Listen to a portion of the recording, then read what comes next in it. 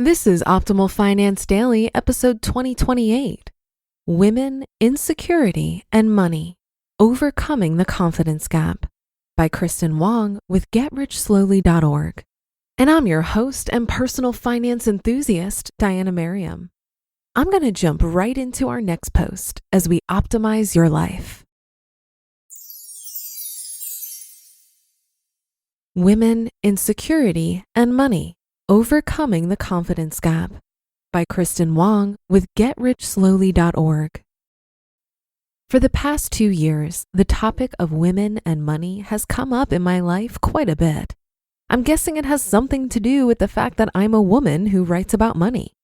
But as a woman who writes about personal finance, I feel I've given the topic less attention than it deserves, not just in my writing, but in my own thoughts too. I suppose I figured personal finance is something that we all struggle with, not just women. But the more I learn, the more it hits home, and the more I realize we should embrace the topic so we can do something about it. The confidence gap. Last year, when I read Barbara Stanny's Secret of Six-Figure Women, I found myself nodding in agreement to just about everything she'd written. Some of her points were an unsettling confirmation of my own career shortcomings, particularly her chapter on the traits of under-earners.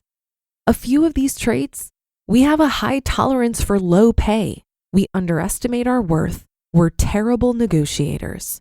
Check, check, and check. Around the same time, I came across a study that found women are considerably less confident than men when it comes to investing. That hit home as well. I'd started saving for retirement, but I was really intimidated to learn more about investing beyond that. Then, recently, I went to an event hosted by Fidelity and Vanity Fair, which was all about women, power, and money. Their research echoed the findings of pretty much all previous research on the topic. Women lack confidence with personal finance. Kathy Murphy, their president of personal investing, called it a confidence gap. It's a weird thing to say, but sometimes I forget I'm a woman. I forget that statistically I might be getting the short end of the stick in some circumstances. I forget that what holds me back might have something to do with my gender. Then I read the statistics and I think, oh snap, that is totally me. Learning about this issue and embracing it has changed the way I think about myself, my gender role, and my money.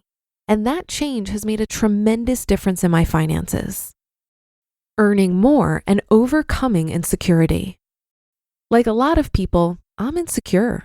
It's okay to be insecure to a point, I think. But I like this quote. The problem with the world is that the intelligent people are full of doubts, while the stupid ones are full of confidence. End quote. I'm not saying I'm smarter than anyone. I'm just saying a little self-doubt isn't necessarily a bad thing. It keeps you open-minded and educated. But insecurity can hold you back. For example, I've always been afraid to speak up. In 3rd grade, a scientist visited our classroom and brought crystals. We each got one, but I lost mine and reported this to my teacher. She said Rob probably had it because somehow he got 2 crystals. My teacher brought Rob over to me. "Is this yours?" she asked. Sure enough, my own crystal was shining in his palm. But I was afraid to speak up. I thought if I said yes, I'd be seen as a greedy, crystal-grubbing brat. I shook my head. Rob shrugged and walked away with it. Who could blame him? I've never really thought about it before, but this is a painfully accurate metaphor for the problems women face with negotiating. If we speak up, we're perceived differently. The statistics show it, and many of us have experienced it. No wonder we're afraid to ask. I didn't really start asking for raises or negotiating rates until I hit 30 years old. I had a high tolerance for low pay, and it didn't do me any favors. But I realized that gender gap or not, if I wanted to reach my money goals, I needed to speak up. I have no idea if clients now view me negatively after I've asked for more money. But as a woman trying to reach financial freedom and close whatever pay gap might exist between me and a hypothetical male counterpart, I can't let that stop me. Not speaking up would only reinforce that awful statistic. the role of empowerment in financial freedom. Since reading and learning about this issue, I've also forced myself to learn more about investing. And it's not that hard. I get it.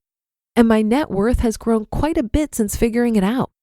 I still think it's okay to second guess myself and admit that I don't have all the answers, but I'm getting tired of the little things, the small, subtle bullshit I come across and can't help but think, if I were a man, would this be an issue? Like when I wrote about being frugal and a commenter, assuming I don't have my finances in order, asked why anyone should listen to me. Or the time I chimed into a conversation among clueless male investors who were talking about how index funds are stupid and they completely ignored me. Or even the fact that I feel self-conscious about taking ownership of my financial accomplishments. I'm afraid of coming across as cocky. It might seem like focusing on all of this is victimizing, and maybe that is part of the reason I ignored it for so long. But it isn't victimizing, it's empowering. It reminds me that it's not just me. Many women are also afraid to ask for a raise or speak up or exude the confidence they possess because modesty and meekness and silence are more socially acceptable for our gender. Acknowledging the issue also makes me proud of the financial accomplishments I've made so far. I've found financial security despite the stats not being in my favor. And finally, I feel thankful to have worked for people who get it. For the most part, my bosses have always been encouraging, supportive, and understanding. Considering the statistics, that's pretty remarkable. You just listened to the post titled Women, Insecurity, and Money, Overcoming the Confidence Gap by Kristin Wong with GetRichSlowly.org. While I understand that there are some frustrating things to combat when it comes to women and money, I do think we have more power than we realize. According to a 2018 Prudential survey, 54% of women are the primary breadwinners of their families, and women control more than 50% of the country's personal wealth. That says to me that even with the gender wage gap, when we get our hands on money, we're better at managing it to build wealth. And this is probably because women typically earn higher investment returns than men. Does it surprise you that women own more diverse portfolios, trade less often, incur fewer fees, and are less likely to panic sell in a downturn? Furthermore, research from First Round found that companies with a female owner perform 63% better than companies with all male owners. The data is clear that women are actually pretty good with money. I think the problem, which is highlighted in this article, is that we lack confidence. We believe the bullshit that we're not good at math, and we have trouble pushing ourselves to ask for a raise or apply for the job we want, even if we aren't 100% qualified. While women may have unique financial challenges driven by things we can't control, I think there's a lot we can control, including advocating for ourselves. One way I did that for myself was in quitting my job last year. I was the only woman on my team and the lowest paid, yet I was one of the highest performers. When it became clear that I was being held to a much higher standard than my male colleagues, I quit. And focusing on my financial wellness for the last 6 years put me in the position to do that. If every woman facing discrimination was in the position to walk away, I believe this issue would solve itself because these companies would suffer from the incredible amount of talent walking out the door. So to the women listening to this, I'd encourage you to keep prioritizing your finances and recognize that you have more power than you might realize right now. That's a wrap for another Monday show. Have a great rest of your day and start to your week. And I'll be back tomorrow where your optimal life awaits.